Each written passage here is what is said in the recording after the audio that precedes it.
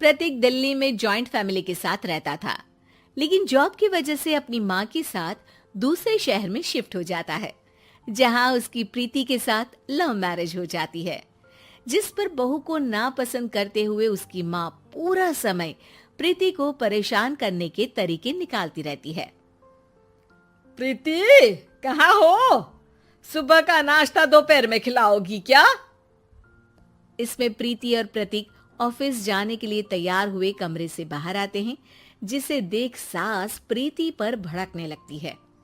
महारानी, तुम सुबह सुबह तैयार होकर घर का सारा काम छोड़कर कहाँ चल दी? जी वो ऑफिस। हैं? तुम ऑफिस जाओगी तो घर में जो सफाई, नाश्ता, खाने का काम है वो क्या मैं करूंगी? माँ, मैंने उससे वादा किया था कि वो जॉब कंटिन्यू कर सकती है।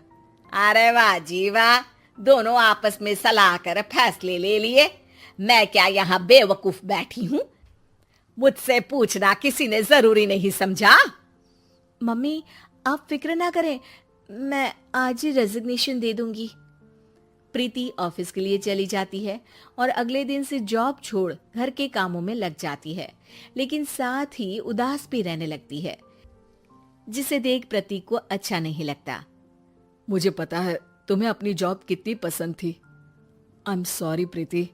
अरे कुछ नहीं होता, बस मम्मी खुश रहनी चाहिए।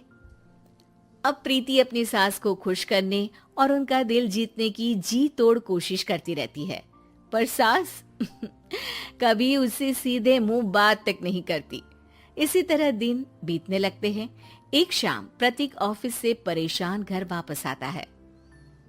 माँ, चाची का फोन आया था। दादी की तबीयत बहुत खराब है, हमें दिल्ली जाना होगा।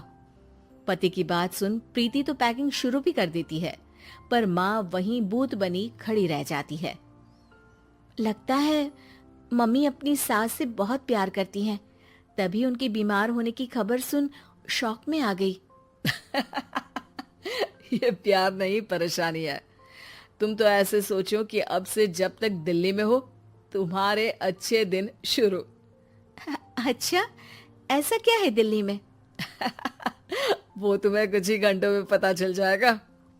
सास के रिएक्शन और पति की बात से कंफ्यूज्ड प्रीति दोबारा पैकिंग में लग जाती है, जिसके बाद कुछ घंटों का सफर तय कर तीनों दिल्ली पहुंच जाते हैं, जहां घर के अंदर पहुंचते ही लोगों की भीड़ देख प्रीति परेशान हो जाती है। हे भगवान, इतनी भीड़! प्रतीक, कहीं तुम्हारी दादी को कुछ हो तो नहीं गया ना?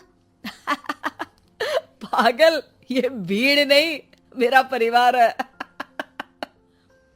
क्या? इसे तुम परिवार कहते हो? अरे इसे तो जिला घोषित कर देना चाहिए। तुम्हारा परिवार का तो अपना पर्सनल बिग बॉस बन सकता है। हैरान परेशान प्रीति परिवार वाले सदमे से बाहर निकली भी नहीं होती कि सिर पर पल्ला रखे शांत तरीके से सबके साथ बात करते हुए अपनी सास को देख उसे दूसरा सदमा लग जाता है। हाय राम, ये मम्मी का ऐसा भी कोई रूप है? ये तो मुझे पता ही नहीं था। ये तुम्हारी सास का ससुराल है। तभी प्रतीक की बहन बोल पड़ती है। यहाँ आपको ऐसी ऐसी चीजें देखने मिलेंगी जो सपने में भी सोची नहीं होंगी। हाँ, ये कुछ दिन तो बहुत इंटरेस्टिंग लग रहे हैं। सब एक साथ दादी के कमरे में जाते हैं, जहाँ पहुँचते ही उसे दादी की आवाज सुनाई देती है। क्यों रे, सास से मिलने की फुर्सत मिल गई? दूसरे शहर जाकर छूट क्या मिली? तुम तो भटकता पंछी बन गई। इतने समय में ये तक नहीं पूछा कि जिंदा भी हूँ या मर गई। प्रीति की सास अपनी सास के पैर छूती है। अरे कैसी बात कर रही है मम्मी, आपको तो मेरी उम्र भी लग जाए।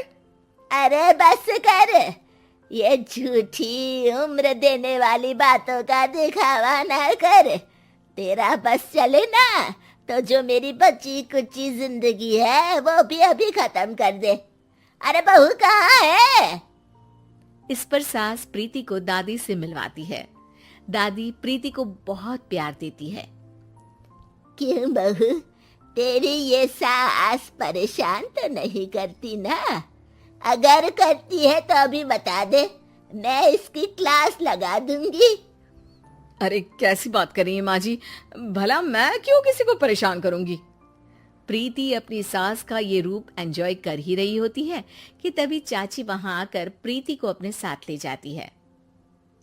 सास की क्लास लगते देख जो खुशी मिल रही थी वो तुम्हारे चेहरे से साफ पता चल रही थी, इसीलिए ले आई, क्योंकि अगर उन्हें पता चल जाता तो तुम्हारी खैर नहीं थी। थैंक यू चाची जी। चाची और प्रीति घर में झूले पर बैठी बात कर ही रही होती है कि उसकी सास भी वहां आ जाती है।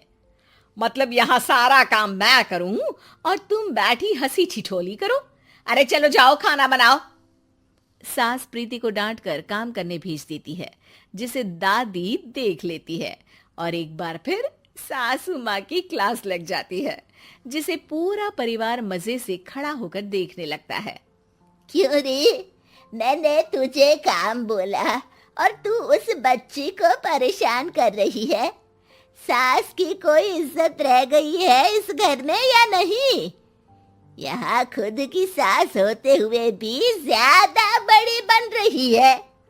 अब नहीं मम्मी जी, मैं तो बस थोड़ी मदद के लिए बोल रही थी।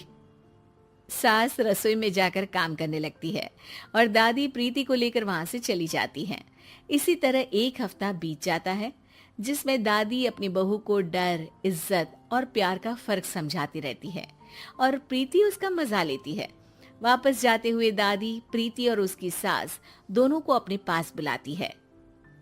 मेरी बहू जिद्दी और अड़ियल है, इसलिए उससे हमेशा सही काम करवाने के लिए मुझे सख्ती करनी पड़ती है।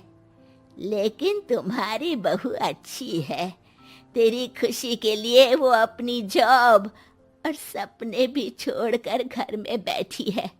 अपनी बहू के साथ प्यार से रहो। और प्रीति, अगर अभी भी तुम्हारी सास परेशान करे ना, तो फिर तुम्हें पता चल ही गया है कि शिकायत कहाँ करनी है। जी, अपनी सास की ससुराल में उनकी सासू माँ के पास।